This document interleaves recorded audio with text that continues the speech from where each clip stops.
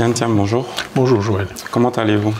Je vais bien, la santé est bonne, le moral est bon, même si je suis un peu attristé par les événements récents dans notre pays. Moment décisif, situation décisive en ce moment en Côte d'Ivoire. Que pensez-vous de la situation actuelle? Écoutez, nous avons tous attendu 2025 avec beaucoup d'impatience, parce qu'en fait, nous pensions que ce serait un moment où nous, en particulier le PDCI, nous pourrions présenter aux Ivoiriennes, aux Ivoiriens, toutes les idées que nous avons pour améliorer la situation dans notre pays. Et nous pensions que nous serions actuellement en plein débat d'idées qui s'affrontent. Ce que nous voyons malheureusement sur les écrans samedi, ce sont des bastonnades, des affrontements, des arrestations, l'utilisation de gaz lacrymogène, le recours à la violence, toutes choses que nous réprouvons profondément. Et je veux avoir une pensée et un mot aussi pour tous ceux qui ont été arrêtés.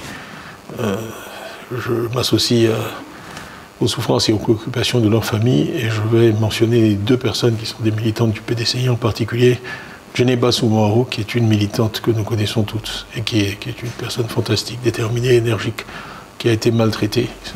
Les images ont fait le tour du monde, maltraitée, traitée de façon très violente. C'est une personne pacifique.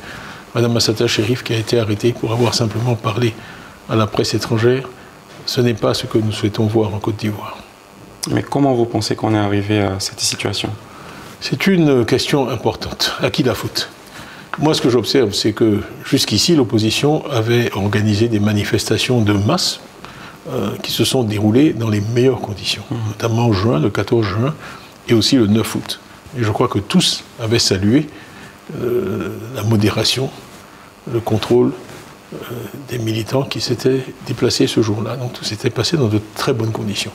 Pourquoi soudain un tel déclenchement de désordre? Je crois qu'il faut quand même trouver la cause dans l'interdiction qui a été faite. On essaie de se prémunir contre je ne sais quel danger dans un pays où l'opposition s'est comportée de façon légaliste, responsable, calme.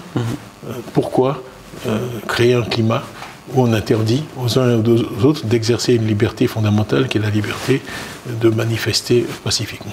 Tidiane Thiam, toutes ces situations de répression, ce sentiment d'insécurité aujourd'hui, quelle est l'image que ça donne de la Côte d'Ivoire, que ce soit en interne mais également à l'extérieur? C'est malheureux parce que ça alimente les préjugés de ceux qui ont une image négative de l'Afrique et qui pensent qu'on est le continent du chaos, le continent du désordre, que nous sommes incapables de fonctionner de façon démocratique. Ça alimente ce genre de préjugés. Et moi, en tant qu'Africain, en tant qu'Ivoirien, en tant que Noir, je le regrette profondément parce que ce n'est pas l'image que je souhaite qu'on donne. La difficulté devant laquelle on est, c'est qu'on a dit à la communauté internationale que la Côte d'Ivoire était exemplaire, un modèle de développement, et que tout se passait bien.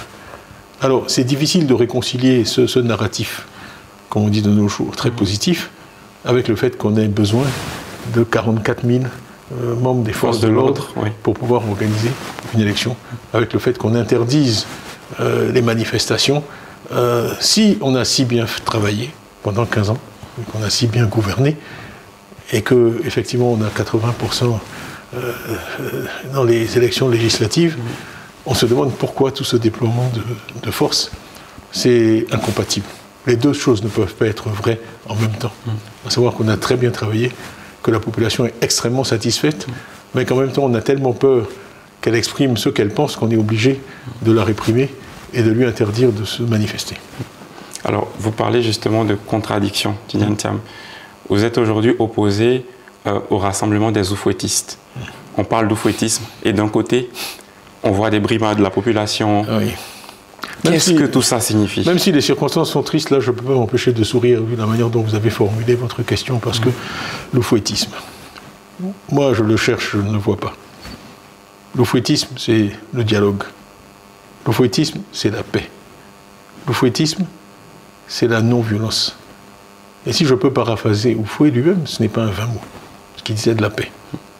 L'oufouettisme, il ne se mesure pas dans les paroles. L'oufouettisme, ce n'est pas d'aller s'incliner sur la tombe de feu le président Houphouët-Boigny, que nous respectons et que nous aimons tous.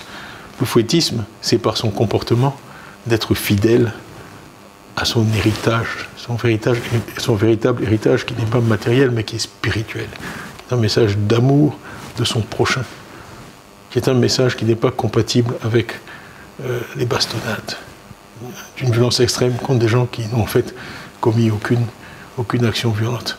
Donc, je voudrais aussi rappeler que le président Houphouët-Boigny, on le sait, n'était pas favorable au multipartisme. Oui. Quand il y a eu des conférences nationales un peu partout en Afrique, les constitutions ont changé. La Côte d'Ivoire n'a pas dû changer sa constitution, parce qu'elle a toujours eu le multipartisme dans sa constitution. Mais là où je veux en venir, c'est que le président Houphouët-Boigny a autorisé Laurent Gbagbo comme candidat à se présenter contre lui en 1990. C'est ça, être un garçon.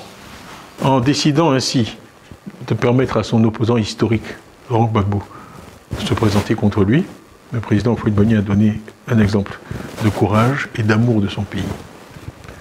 Plus près de nous, je peux aussi prendre l'exemple en fait, du président Laurent Gbagbo, qui est notre partenaire aujourd'hui avec le parti qu'il dirige, le PPACI, au sein du Front commun. En 2010, le président Laurent Gbagbo a autorisé M. Alassane Ouattara à se présenter à la présidence de la République contre lui.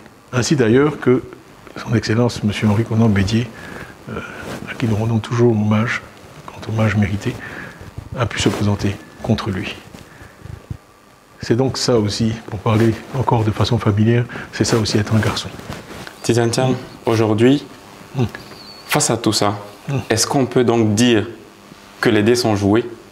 Ou est-ce que la population ivoirienne, toutes ces personnes qui vous portent aujourd'hui comme un espoir, peuvent toujours aspirer justement à se dire tôt ou tard ça finira? C'est pas ma petite personne qui est importante. Ce qui est important, c'est l'espoir. L'espoir, c'est comme l'oxygène. C'est indispensable à la vie humaine.